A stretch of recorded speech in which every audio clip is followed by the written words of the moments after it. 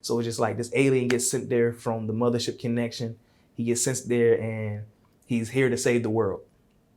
So if you watch my Instagram, the planet was all red. I thought you would look different. You in the image of a princess, my beautiful brown thing, my personal prom queen. She made me a proud king. We never allowed things to fester. Bless her heart, we next up. Time is money, she making sure that. What's up? It's your boy Juhhad Leone, the seed of stink on you, aka the provider of the funk. We here with Tidewater Waves. Right out of funk. What up, man? Welcome back. Hey man, what's happening with you? Yeah, appreciate you pulling back up. Always a blessing. It's a blessing that we can. Yeah, yes, sir. Especially since the last time we talked, like this last 2 years. So much between, literally so much. Life has changed so much from that day. I came in here, album dropped October 17th, so I came in here the 15th. So much from October 15th till October, 27th? Yeah. 2 years later. Yeah. It's been a journey. A journey. Yes. Yeah, to say the least. Yeah, so. But yeah, in 2 years, we grown a bit. So if you want to reintroduce, say who you are. So on top of the other many nicknames, I'm the leader of the Things Get Better Armada. Just sound change. I'm no longer 23. So, that's, I'll be 27. Oh, no, my bad. I was 24 at the time. I'm gonna be 27 in December. Wow. So it's just like, as a man, just changed. What I like to listen to has changed, the way I write. Business-wise, I'm so much more in a better position. It's, it's less solo and more about providing for others now. So the goal is different. Just what I want from life is just different. But, I'm learning how to relax also. But to introduce myself, I'm from Northumberland County, Virginia. It's not really much of a rap scene. I had to came out here 2 years ago. I just always wanted to make different music, like the radio sound one way. So the goal right now is just to make the craziest music that I can possibly make right now. Or solid. So, I know you have a lot to pull from. Mm-hmm. Like we talking about them 2 years. So like, what does that mean to you? Like the craziest music you can make? What does that look like? So a lot of this music is just feeling, bro. Like we talked about earlier, like my best friend passed, who actually connected us. I drew from that. I've learned empathy from that situation. Like 2020, if you didn't learn that in 2020, I don't know what you was doing. Like I was at my lowest, homeless. Best friend had passed. The George Floyd situation was going over, and it kind of leads into the album, because we was actually in the process of making another album, which is the album that's going to drop, top of next year. But the album that we putting out on the 29th it was just me analyzing the world, and it was just like, yo, it's so dark. Like everything is so sad, like police brutality. I went to Virginia Beach and when they had that protest out there. Like the main one. Yeah, I was out there. We was actually headed towards Norfolk, and my brother was like, he had called me up. I had never been to a protest. He had called me up. He was just like, yo, let's go to this protest.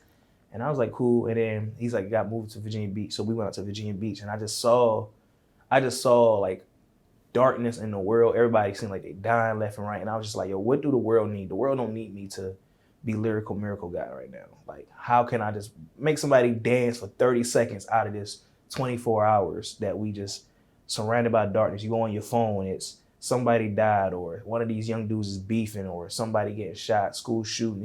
It's so much going on. So, musically, I just wanted to take all the pain that we've all been feeling and just put it in a way that we can just, let's just relax for a second. Mm-hmm. Yeah, so, I love the title. It speaks to everything you're talking about. Earth was so cool. It's like that kind of shift. So, what does that title mean to you? Where did it come from? So it's a story. So it's a 3-album story. The first one being Earth Was So Cool. So, triple entendre, but mostly double. So like you said, like Earth was so cool until the title, the first meaning you could say Earth was so cool. We grow up thinking that this place is so great, and then you just get older, you realize, no, this place is money hungry. This place is so corrupt. So Earth was so cool. But the title, Earth Was So Cool, is the first story in what I call the God favorite astronaut trilogy. So this alien, right? it collides with real life. So I'm gonna give you the album concept. I'm gonna tell you how it relates in real life. So Earth was so cool. This guy, he's a musician. He sent to Earth from, he's in the lineage of Parliament Funkadelic, Pharrell, Outkast, anybody you could think that was just that space funk, whatever. He's just in that lineage. And Earth is in its darkest time once again. Like when Parliament Funkadelic came, it was the 70s, 80s, crack epidemic. Every time these people show up, Earth is in the darkest time. And this is where we at right now, probably Earth's darkest time ever. So it's just like this alien gets sent there from the mothership connection. He gets sent there and he's here to save the world. So if you watch my Instagram, the planet was all red. When I first dropped the first single, the planet was all red. And as he goes on, the planet gains color. But that's because he's sent to funk the world back up. And while he's there, from the beginning of the album to the end of the album, he falls in love with this girl unexpectedly. He experiences, human feelings for the first time. But like I said, it collides with real world because, like I said, the last 2 years have made me learn empathy. So I'm learning real human feeling for the first time, because before you learn empathy, you just going off your own feelings. If something happens to somebody else, you don't feel it. Now when other people go through bad things, I feel it. So it's just like I'm experiencing being human for the first time. So this guy, from beginning to end, falls in love with this girl, has sex for the first time, drugs, partying, love, lust, all of that for the first time. And then he has to leave the planet. She has to decide whether she's going to go or not. And then that leads to the second album, which is called A Planet Called Northside, which is a whole different sound. It's not even this funk sound no more. And that's going to lead to the third one. Actually, it's not a trilogy. It's four. The three main ones are trilogies. The third album is called Another Trip Around the Sun, which is just another year. And it probably my last year doing actual music professionally.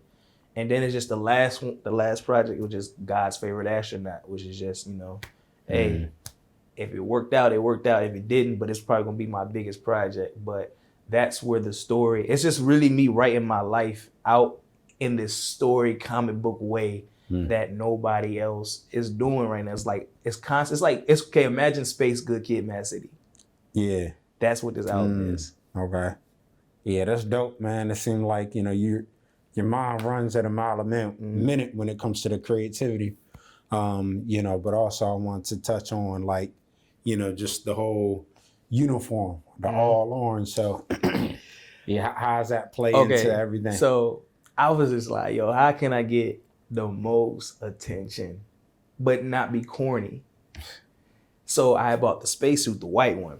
That's when I was doing it on Instagram, I had on Facebook, whatever, I had the captions like, yo, this is day one on Earth. He literally just landed. Like he was learning how to use the beat machine. Like I walked everybody on my Instagram through this whole story until the single dropped. So then as time goes on, mind you, this story is supposed to be going on in real time. So it's like the audience is also like, I didn't just drop an album and say, here's yo, like, no, you're actually living through the story.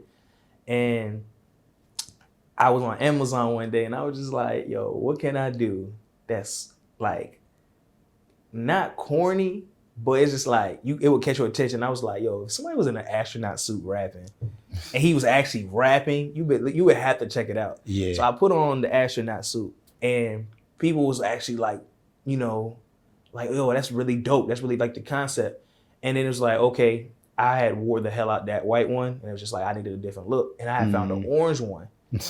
And the orange one was cool. I did some videos in that one. And then it was just like, all right, it's a little too hot in this damn suit, putting this helmet on. And it was just like, I saw this suit and it just so happened to be the same orange as the suit. Because I actually wasn't looking for the suit. I was looking for a different one. It just happened to be the same as the orange. So even if you just look at it from an album perspective, if you're going along with the story from the time he gets here, when he puts on the orange one, like I use the beat machine more like, and I use the equipment a little bit more professionally. You can tell so it looks like the person is growing along with the story. Then he just leaves with the suit on, like that's the end story. So it's just like, so it's like it just goes along with the story unintentionally. But like I said, it's literally me writing my full life. And it's just like, I like the suit. So it's just like, I didn't like suit. So it's like, as I'm going, I'm maturing with the album as the album is talking about me maturing. Mm-hmm. Yeah, so that's dope, man. I mean, you know, I gotta salute the effort put into the rollout because a lot of people, you know, which may be appropriate for them, just, you know, throw the music out there, but like it's, you know, cool to see like the whole backstory and how certain things tie in. So, Well, I got to, because every game for me is an away game. Like even when, like where I come from, small town, we don't really have we got a music scene, but we don't have the outlets that y'all got out here. So when I come here, even though I've been here for a minute, when I do these shows, it's an away game. When I go to New York, it's an away game. When we do shows other places, like I'm used to away games, so it's just like I have to be extra because it's an away game for me. Like, you know, when basketball players or football players, you gotta get a little bit more extra when the crowd is not there for you. So I had to think of ways to be seen on these apps, on these shows, to get me seen a little bit more. So I have to put in the effort because everything is an away game for me. Yeah. Yeah. So speaking of like away games, like do you feel it's becoming more of a home game when you kind of like take it on and manipulate it how you see fit for yourself? No, like I still always feel like it's a lot of struggles on this scene just for me because I don't make the typical rap music. Like it's left field. It might be hard to place, or it might when I think about from the position of, you know, media or whoever's in charge, the powers that be of getting somebody to the next level. If you're told to look for certain things and this thing is cool, you really like it personally, but you can't get it placed here because that's not what they look for. I could see why that's hard on their place. So it's always gonna be an away game. But I like that feeling though. Like I prefer it to be an away game. It just because it makes you do the extra stuff. So when you do get seen, you get seen for real. Like I could easily come here. Like last time I came here, I just had a hoodie on. Like anybody can do that. Certain people can do that. No, I'm gonna put on this orange suit. So when I'm seen, I'm really seen. And this can live on. So it's like, yeah. In a year, it's like, it seems like it's fresh. It's like, damn, this guy with an orange suit. Yeah. Yeah. So, you know, even just that amount of thought going into an orange suit is just born from it being an away game all the time for me. Or solid. Yeah, that's dope. So with the project, you know, dropping Friday, did you see the correlation with like the orange and, you know, Halloween and how that kind of fits into that You know thing? what's crazy? Until you said it, I did not even think about it. That's wild. You know what's crazy? I didn't even think about Halloween. And you know what's crazy? Somebody invited me to a Halloween party the other day, and I was just like, I should wear the spacesuit. But it's still, until you actually said it out loud, I didn't think like, oh shoot, it might be perfect timing. Yeah. Like, once again, that's God. Like, that's another thing I learned over the pandemic. Before the pandemic, I had no belief in God. And it's just like, okay, you don't believe? I'm gonna put the whole world in disarray for you to believe. Because I was heavy on the God don't exist. And it's just like the pandemic was the most humbling thing. So it's just like, even stuff like this, it's certain stuff that I can't make up like that. Like that simple date, until you said it, it never even hit my brain that it was Halloween this weekend. Y'all were, yeah. Like, hey, things flow. Yeah, like gotta get in tune. That's why I say everything is just meant to be. So that's another thing I learned too is patience. Yeah. Yeah. So dope, man. And you know, with the rollout, you know, talking like you know, just everything behind it. I love to hear it. People love to hear it, the backstory. Let's get more into the music. Like, you know, do you have a favorite song or the one that people should check out on the project? They all my babies. You know, people really gravitated toward Analog last year. Alien Girl did okay. Personally, if I had to say, listen to one song, I would probably say Crash Landing. That's gonna be the one that I would say is my favorite, just because it's probably the most honest track. It's probably, as far as terms as funk, which is what I was going for. Like I was going for the George Clinton, Bootsy Collins sound on the entire album. But as far as what, if I had to put on one song out of that album and give it to everybody, it's probably Crash Landing, because it's a great vibe, but it's also the most honest. And I'm probably rapping my best, even though it's like a love song, I'm probably rapping my best on that song. Okay, so what was the creative process, like you saying, rapping your best? So like, you know, some songs you do you write all your songs or like something you made just punch in? How does that go? So my process, we started with analog, which was an accident. Can I be 100% honest? 101. Never smoked weed in my life, right? Started smoking around early spring of 2021, right? I would just casually if my friend had some, I get 2 hits and be good. One day, my homegirl comes with this pen, skyrocketed, right? Come back, we write analog. It was just like, this little funk sound is okay, but I'm still working on something completely different, which is a different album down the road. Completely sky high, right? All of a sudden, I start listening to Marvin Gaye's I Want to Be With You album a lot. I should start listening to that album a lot. And then from there, I was listening to Curtis Mayfield a lot. Then from there, I went from Rick James. And then my dad, always growing up, George Clinton was his guy. So then I just started studying 70s, 80s records. I wouldn't listen to nothing else, no rap. I probably listened to 2 rap albums in the last year. One being Tyler, and I can't even, maybe Cole. I listened to Cole album one time, and I'm a J. Cole fanatic. It's just, my brain has not been in rap at all. So it's just like, I just studied these people, and it's just like, I wanted the feel that my dad always spoke of when he talked about George Clinton. I wanted people to feel that. So even like, if we go in the studio, I come in with everything already written. I get the beat from whoever, write the whole song before we come in. And then after we lay out the skeleton, then we start layering stuff. And during the process, my engineer's like, yo, you don't think certain places is too much, or yo, we gotta fix this. And I'm like, no, bro. I said, we going for the funk. Like, I watched so many George Clinton interviews, and he was just saying like, sometimes he would just tell the people go in there and freestyle. Like, go on the drums, do what you want to do. Go on the guitar, do what you want to do. And that was what the funk was. So if something was off a little bit, no, bro, just leave it right where it was. That's when we played it. It felt good when you hit the drum right there. Leave it. So a lot of the process was just us going in there, smoking, listening to, the beats, and just creating the songs and just being free. So it was literally just the intent of the intent was for when you put in your headphones, for you to have the helmet on, going through space. So the perfect way to listen to my album, go into a very dark room by yourself. Your vice of choice, whether it's weed, wine, whatever it is. Close your eyes. Imagine you got this spaceship helmet on, going through space, and just press play. And the way that we wrote the album, it comes with a story, but from beginning to end, you could create your own story. You remember those books? And it was like, you turn the page such and such, you can do such and such action. It's like that. When you listen to it, I gave you a story, but I want you in your own head to think of your own story.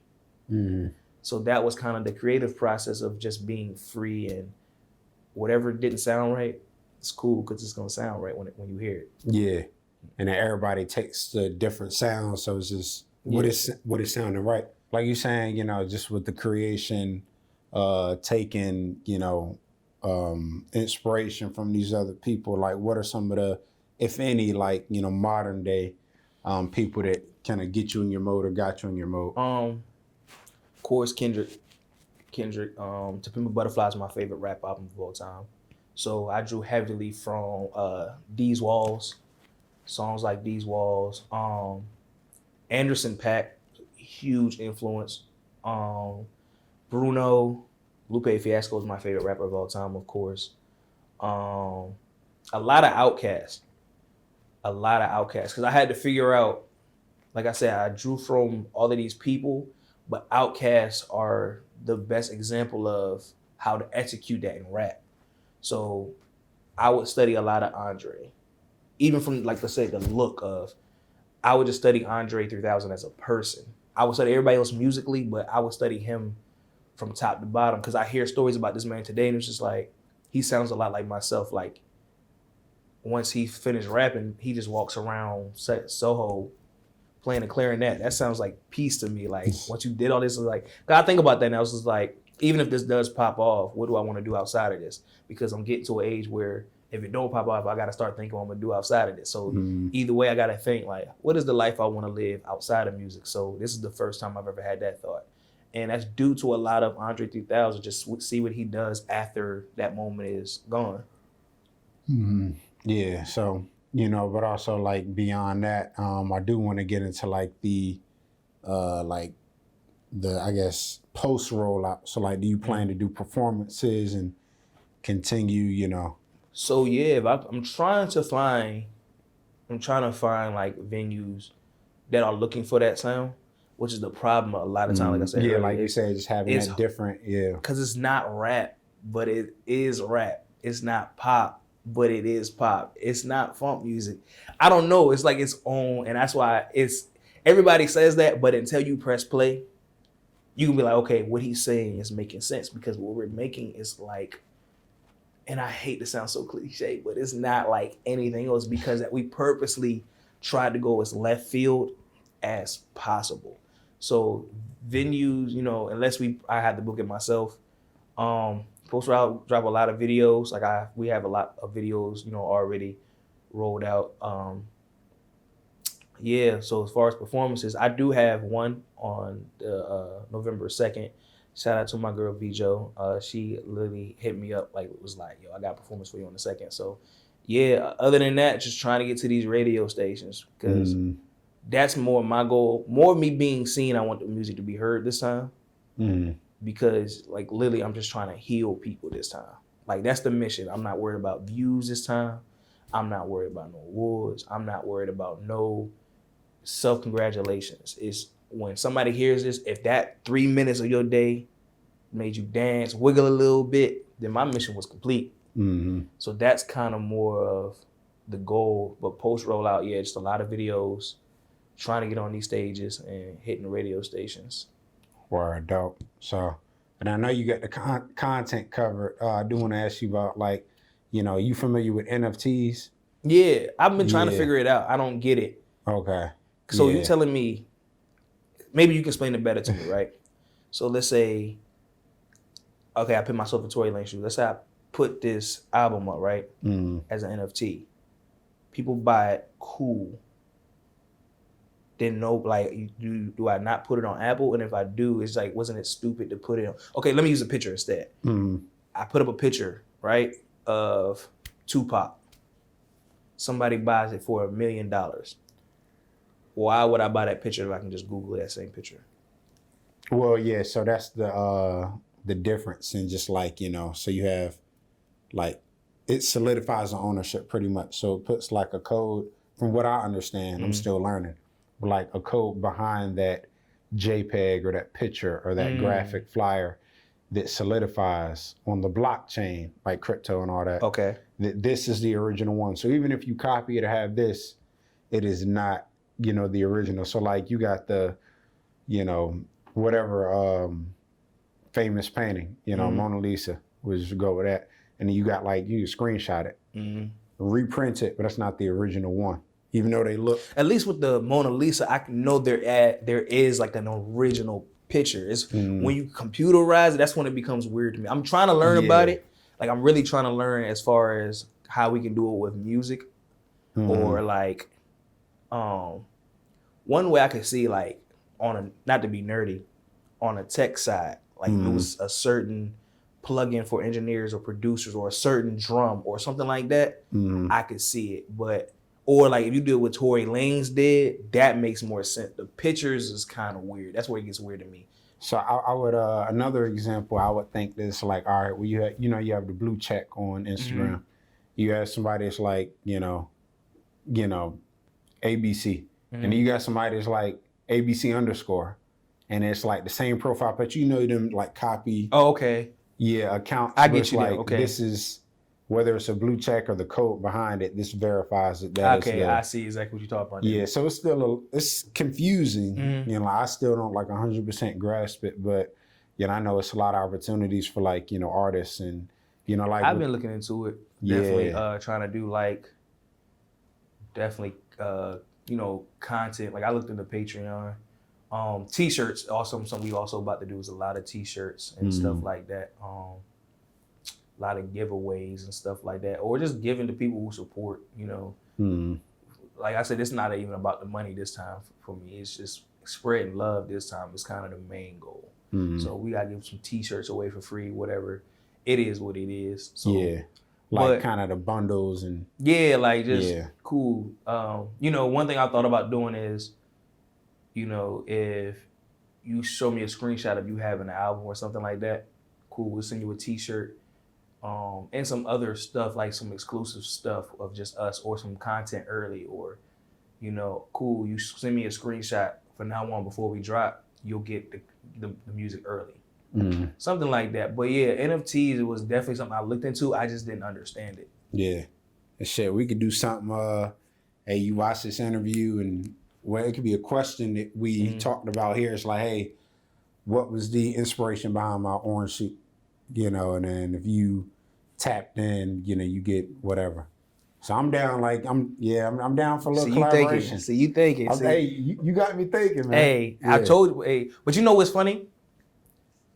I started thinking crazy like this, and you won't believe it. Like, every dude looks at me like I'm weird, because I took the year off from sex, bro. I'm trying to tell you, if you can take Salute 3 months. To that. That's a hard. I know it's a lot. I know it's harder for a lot of dudes. I tell every dude, it wasn't even. It was by accident for me. If you can do 3 months, I promise you, by the time you get to 3 months, you won't even.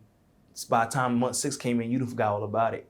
But your mind, the time that we spend on trying to do that, you got so much more time to think. Like, I would have never done that the whole spacesuit. None of this would exist if I didn't take that year off and just had time like to fasting. think.